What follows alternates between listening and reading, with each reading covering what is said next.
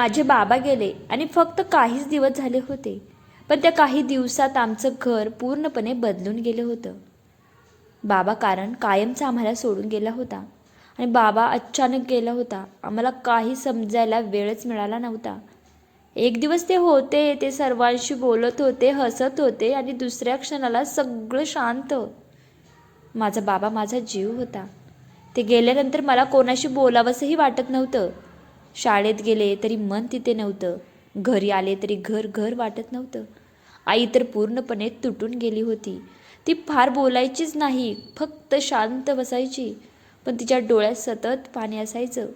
ती आमच्यासमोर रडायची नाही, पण एकटी असताना मात्र तिचा सगळा त्रास बाहेर पडायचा. घरात सगळं शांत झालं होतं, पण त्या शांततेत खूप मोठा आवाज होता माझा बाबांच्या नसण्याचा. माझा छोटा भाऊ तो फक्त 4थीत होता. त्याला अजून पूर्णपणे काय झाले ते समजतही नव्हतं, पण त्याच्या डोळ्यात प्रश्न खूप होते आणि तो मला वारंवार विचारायचा, दीदी बाबा कुठे गेलेत, सांग ना मला. ते मला खाऊ आणायला गेलेत का? बरं ते जाऊ दे, तू परत सांग ते कधी येणार आहेत आपल्याला खाऊ घेऊन. आणि त्या प्रत्येक प्रश्नाने माझं मन तुटायचं. मी काय सांगणार एवढ्याशा जीवाला. मी त्याला फक्त एवढंच म्हणायचे, बाबा देवाघरी गेलेले आहेत. तो थोडा वेळ शांत राहायचा आणि मग पुन्हा विचारायचा, देवाघरी गेले तर कधी येणार आहे ते पण सांग मला. मी त्याला काय सांगू, मला स्वतःलाच समजत नव्हतं. मी त्याला काय समजवणार. त्याला मी फक्त समजवायचे, देवाला आपले बाबा खूपच आवडलेले आहेत, म्हणून ते म्हणले मी त्यांना येथेच ठेवून घेतो. तो काही वेळ शांत व्हायचा, पण त्याच्या डोळ्यातली वाट पाहणं मला दिसायचं ना. आईची अवस्था फार वाईट झाली होती. ती आमच्याकडे नीट बघतही नव्हती, पण तरीही आमच्यासाठी काहीतरी खायला करून ठेवायची. ती स्वतःला सावरत होती, पण आतून पूर्णपणे तुटलेली होती. मी तेव्हा 10वीला होते, त्यामुळे मला थोडं समजत होतं की आता सगळं बदललं आहे. आता पूर्वीसारखं काहीही राहिलेलं नाही आहे. आता हे घर आपल्याला सांभाळायचं आहे. मी सकाळी उठायचे, माझ्या छोट्या भावाला तयार करायचे, त्याच्यासोबत आम्ही दोघे एकत्र शाळेत जायचो. तो 4थीला होता. जेव्हा शाळेत जात असेल चालताना तो मध्येच म्हणायचा, थांबायचा आणि विचारायचा, दीदी बाबा खरंच नाहीत का गं, ते खरंच नाही परत येणार. मी काहीच बोलायचे नाही, फक्त त्याचा हात घट्ट पकडायचे. घरात परत आल्यावर आईचा शांत बसलेला चेहरा आणि माझ्या मनात चाललेलं वादळ, हे सगळं रोजचं झालं होतं. पण त्या सगळ्यातही आम्ही जगत होतो, कारण आता मागे वळायला कोणताच रस्ता नव्हता. मागे वळून काय दिसणारही नव्हतं हे आम्हाला माहिती होतं. दिवस जात होते, पण बाबा नसण्याची पोकळी तशीच होती, ती भरून निघालीच नव्हती. घरात आता आवाज कमी झाला होता. हसणं जवळपास थांबलंच होतं. आई मात्र हळूहळू स्वतःला सावरायचा प्रयत्न करत होती. ती पूर्णपणे पूर्वीसारखी कधीच झाली नाही, पण आमच्यासाठी ती उठायची, काम करायची आणि जगण्याचा प्रयत्न करायची. कधी कधी रात्री ती एकटी बसून रडायची. मला ते दिसायचं, पण मी काही बोलायचे नाही. काय बोलणार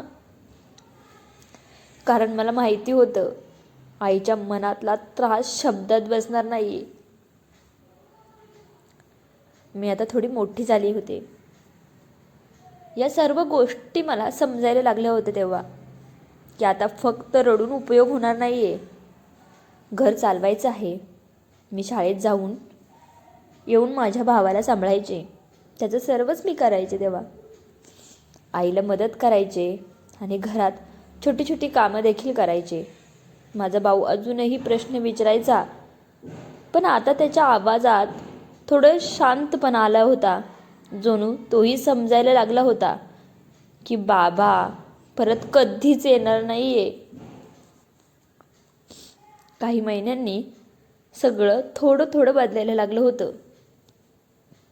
दुःख तसंच होतं, पण आता त्या दुःखासोबत त्याच्यासोबत जगायला शिकलो होतो आम्ही. बाबा आठवायचे तेव्हा मन भरून यायचं, आजही येतं. पण आता आम्ही त्या आठवणींमध्ये अडकून राहिलो नव्हतो. आईने हळूहळू स्वतःला मजबूत केलं. ती आमच्यासाठी अजून कष्ट करायला लागली. कधी कोणाचं घर साफ करायला घ्यायची, कधी स्वयंपाक, कधी घरातली आमची काळजी. ती सगळी एकटी करत होती. मीही 10वी नंतर पुढे अभ्यासाकडे लक्ष द्यायला लागले. कारण मला माहिती होतं, बाबांनी जी स्वप्न बघितली होते ते मला पूर्ण करायचं आहे. माझा छोटा भाऊ आता थोडा मोठा झाला होता. तो अजूनही बाबा आठवायचा. पण आता तो रडत नव्हता. तो फक्त म्हणायचा, दीदी बाबा असते तर खूप मजा आली असती हा ना. मी फक्त हसायचे. कारण आता मी त्याला खोटं सांगत नव्हते. किती दिवस खोटं सांगणार होते ना मी पण. आणि सत्यही पूर्ण सांगत नव्हते. फक्त त्याच्या भावना समजून घेत होते. आमचं आयुष्य पुन्हा सुरू झालं होतं. पण बाबा नसण्याची सावली आम्हाला प्रत्येक दिवसावर कायम होती. बाबा गेल्यानंतर 2 वर्ष कशी गेली ते मला आजही नीट आठवत नाही आहे. फक्त दिवस जात होते आणि आम्ही जगत होतो त्या दिवसाबरोबर. आईने खूप कष्ट केले. कधी कोणाच्या शेतात मजुरीला जायची, कधी धुणी भांडी करायची. तिला हातात जे काम मिळेल ना ती ते काम करायची. आम्हाला त्या दिवशी घरात थोडंसं अन्न मिळायचं. ती ज्या दिवशी काम करेल ना तेव्हा. घरात खूप गरिबी होती. पण आईने कधी आम्हाला उपाशी ठेवलं नाही. ती स्वतः उपाशी राहायची, पण आमच्यासाठी काहीतरी आणायची. मी मोठी होत होते आणि जबाबदारीनेही वाढत होते. 12वी झाली आणि अचानक माझ्या आयुष्यात एक निर्णय आला. मी 12वीला आले होते. अभ्यास सुरू होता. पण मनात अजूनही घराचं सगळं चालूच होतं. पेपर संपले आणि मला वाटलं होतं आता थोडा वेळ शांत मिळेल. पण त्याच वेळी माझ्या मामाने माझ्यासाठी एक स्थळ आणलं. आणि मामाने थेट सांगितलं, लग्न करायचं आहे तुझं. मी थक्क झाले. मी म्हणाले, मामा मला अजून लग्न नाही करायचं. पण कोणी ऐकायला तयार नव्हतं. शेजारी पाजारी सुद्धा आता बोलू लागले होते, तू बिना बापाची पोरगी आहे, लवकर लग्न उरकून टाक. ते शब्द माझ्या कानात नाही, थेट मनात घुसायचे आणि खूप वेदना व्हायच्या. लग्नाचा दिवस आला होता. आतून तुटलेली मी. लग्नाच्या दिवशी मी खूप रडले. मी सारखं म्हणत होते, मामा मला लग्न नाही करायचं. पण कोणी थांबलं नाही. घरात सगळं सुरू होतं. लोक हसत होते, गप्पा मारत होते, पण मी आतून पूर्णपणे हरवले होते. मला सगळ्यात जास्त आठवत होते बाबा. जर ते असते ना तर त्यांनी कधीच मला एवढं लवकर असं काही होऊ दिलं नसतं. मी निघत असताना घराकडे एकदा बघितलं.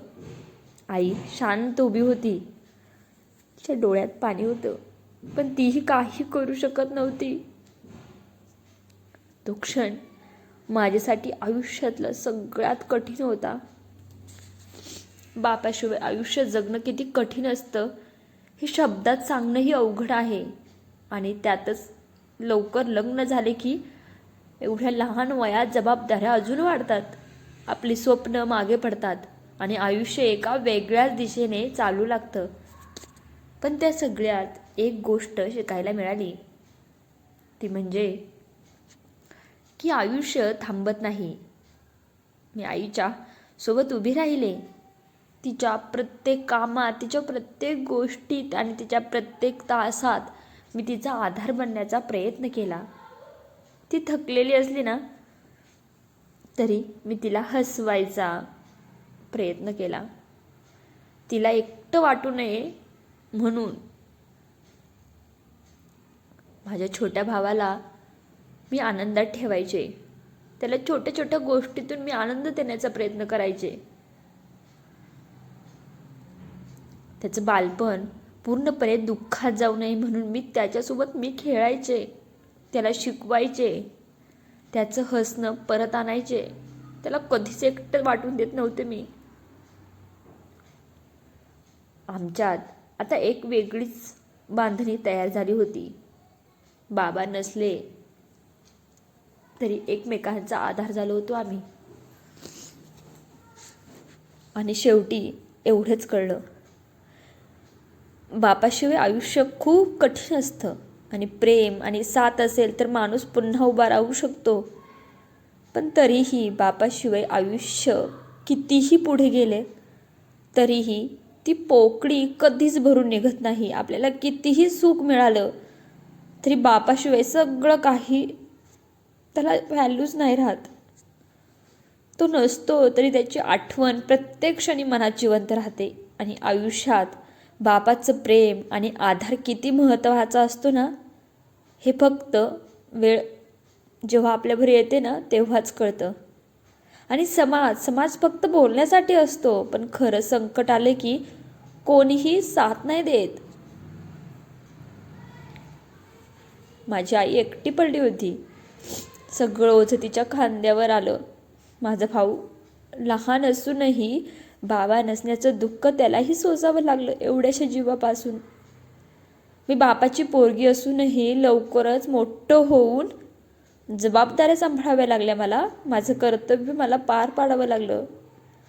लोक खूप बोलले पण आमचं दुःख कोणीच वाटून घेतलं नाही. तरीही आम्ही एकमेकांचा आधार होऊन जगायला जगलो आम्ही. कारण शेवटी साथ फक्त घरातलीच असते ना खरी.